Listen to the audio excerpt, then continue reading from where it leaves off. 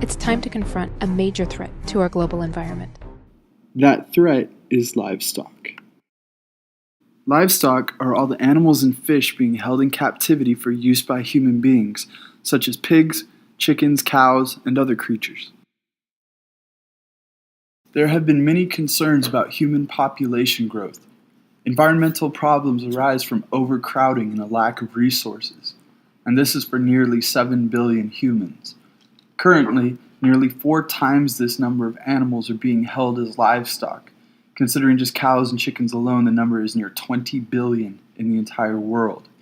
And many of the problems that are attributed to human overcrowding are the same or significantly worse when discussing livestock. The animals we eat are grown inside giant hidden factories. This video provides just a sample of what I saw during only a few days of filming.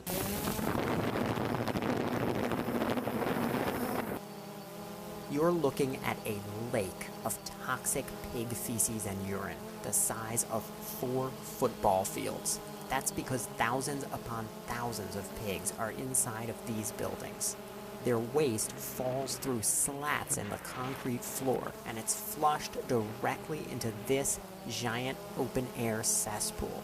How many of these kinds of factories are there? In North Carolina alone, there are over 2,000.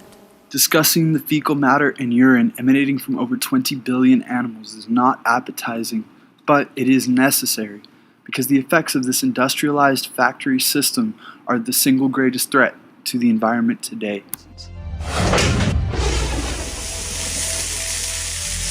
The consequences of global warming are enormous. The climate researchers from the Intergovernmental Panel on Climate Change have estimated that by the year 2100, 1 to 3 billion people will be in dire need of fresh water.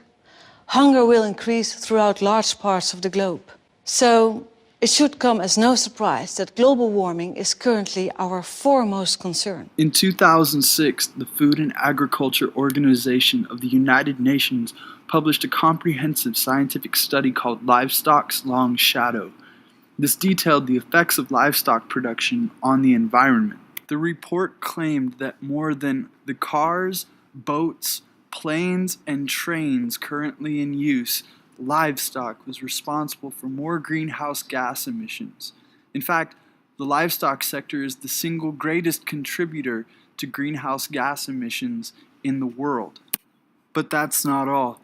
The report showed how worldwide livestock was responsible for a decrease in freshwater, an increase in desertification, dead zones in the ocean, sickness in rural communities close to feedlots, and most concerning, the single greatest reason that global rainforests are being cut down.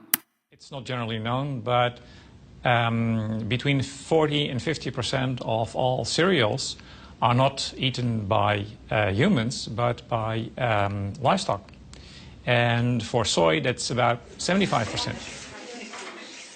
If you consider that it takes about 7 kilograms of grain, that's corn and soybeans, to just make 1 kilogram of beef, we're talking about hundreds and hundreds of hectares of soy being planted in former rainforest to provide meat. That's not a very efficient way of producing protein food.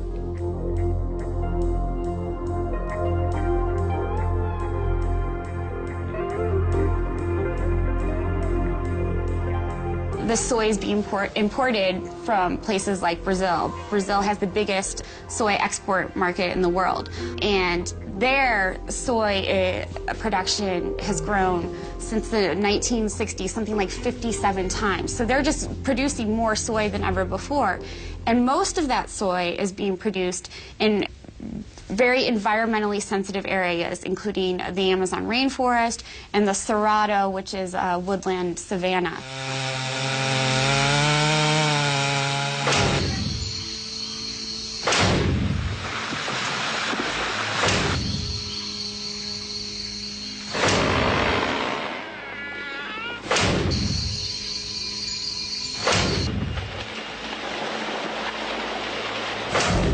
What can I say? It's a disaster. It's a disaster that affects our water, our health, our air quality, and our ability to live on this planet. Meat production is a result of meat consumption. Americans today eat nearly 3 times as much meat as their grandparents did 60 years ago. If the city of El Paso ate one meat-free meal per week, it would be the equivalent of taking hundreds of thousands of cars off the road. Any solution that is presented cannot simply fall to the consumer. Policies and industry-wide decisions must be made that will enact changes as well. This planet belongs to all of us, and it's our collective responsibility to ensure that it remains livable for many generations to come. In order for us all to address these issues effectively, the first step is to get informed. Then get involved. Find out more at effectsoflivestock.weebly.com.